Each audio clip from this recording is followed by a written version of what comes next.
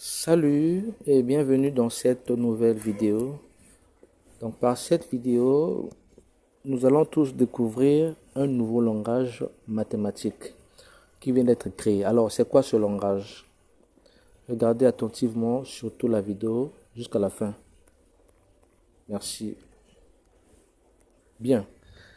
Pour découvrir ce langage, nous devons d'abord examiner ce type d'opération.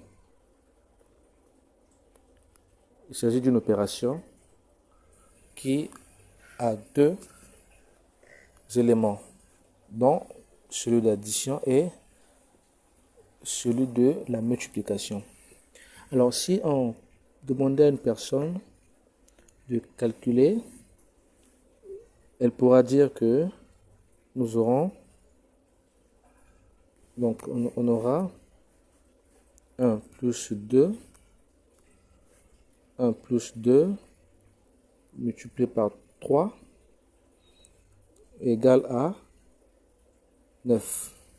Donc si cette réponse est donnée par quelqu'un, cela nous pousse donc à conclure que sans doute la personne a d'abord additionné 1 avec 2, donc 3. Ensuite, elle a effectué 3 fois 3, ce qui donne 9. Donc c'est bien cela.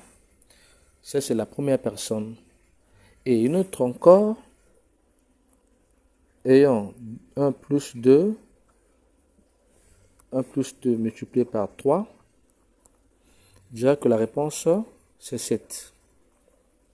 Et si cette réponse est donnée, on peut imaginer que la personne a d'abord conservé le 1. Donc, la personne a conservé le 1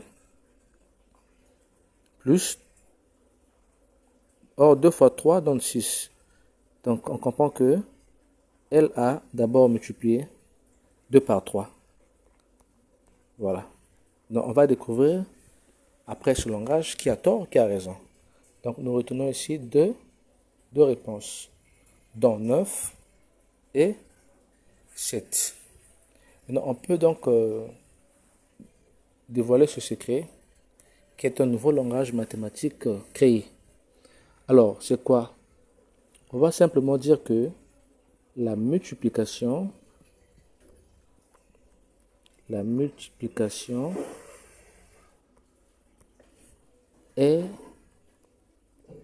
le grand frère. La multiplication est le grand frère de l'addition. La multiplication est le grand frère de l'addition. Bien. Alors, pourquoi nous disons cela? Si on dit que la multiplication est le grand frère de l'addition, c'est parce que la multiplication domine toujours l'addition. On peut donc démontrer cela pour mieux comprendre. Pourquoi avons-nous dit que la multiplication domine sur l'addition? Cela peut se démontrer en prenant l'exemple de deux nombres différents, dont 5 et 4 par exemple. Nous allons procéder par deux opérations. La première, qui est la multiplication. Donc, on va faire 5 fois 4. On va trouver 20 d'une part. Et d'autre part, nous allons prendre l'addition. Donc 5 plus 4. Et le résultat, c'est quoi? C'est 9. Vous voyez? Donc là, nous avons 20. Et ici, 9. Bien. On constate quoi? Le premier résultat est 20, qui est supérieur à 9. Étant donné que le 20 provient de la multiplication et le 9 de l'addition, on va dire que la multiplication domine donc sur l'addition. Donc multiplication domine sur l'addition. Vous voyez, 20 supérieur à 9. Donc la multiplication domine sur l'addition. Voilà pourquoi ce langage est créé. Celui de dire que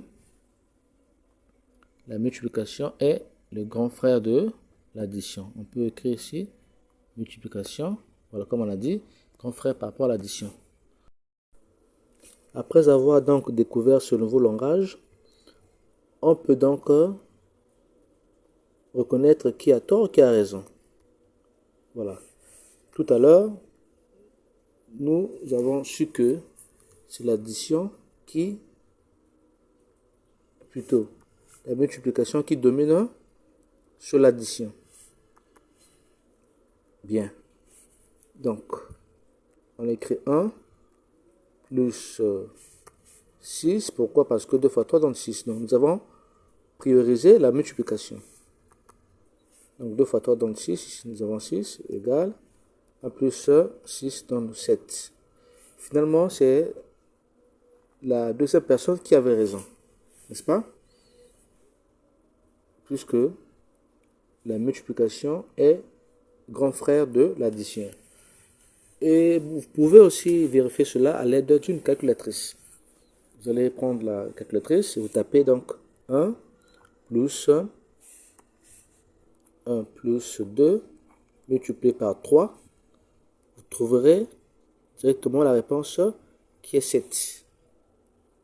Donc la deuxième personne qui a raison. Bien. On peut changer d'opération pour voir si cela est bien compris. 5 plus par exemple 2 multiplié par 3. Quelle est la réponse? Étant donné que nous avons appris que la multiplication est le grand frère de l'addition, nous allons donc prioriser la multiplication.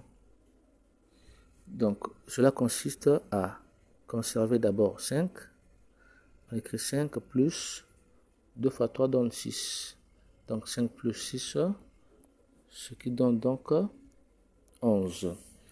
Tout de même, si on avait commencé à écrire 2 fois 3 plus 5,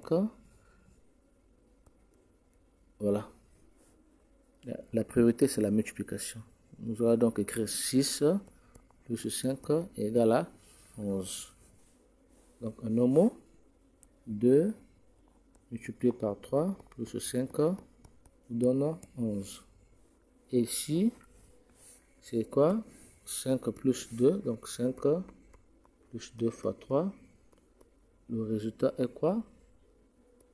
11. C'est bien clair. On peut encore démontrer en prenant deux autres nombres différents.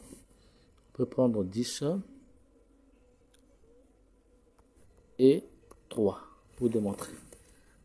On va démontrer que l'addition, plutôt la multiplication, domine sur l'addition. Ou encore, comme on vient de dire, la multiplication est le grand frère de l'addition. Il suffit de faire la multiplication de deux nombres différents. Donc, 10 multiplié par 3 donne 30.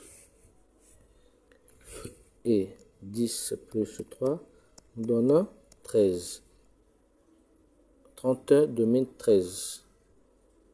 30 domine sur 13. Donc, la multiplication également domine sur l'addition. Attention.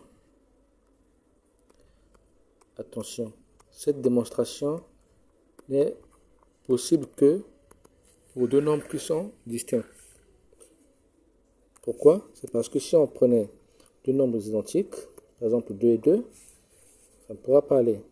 Puisqu'en faisant 2 fois 2, on trouve 4.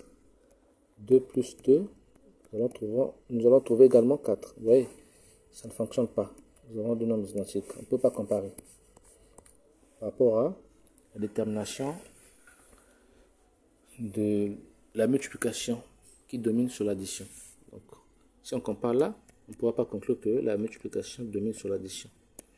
Ici, 4 est plutôt égal à 4. Donc, on ne peut pas ici prendre ces deux nombres pour comparer.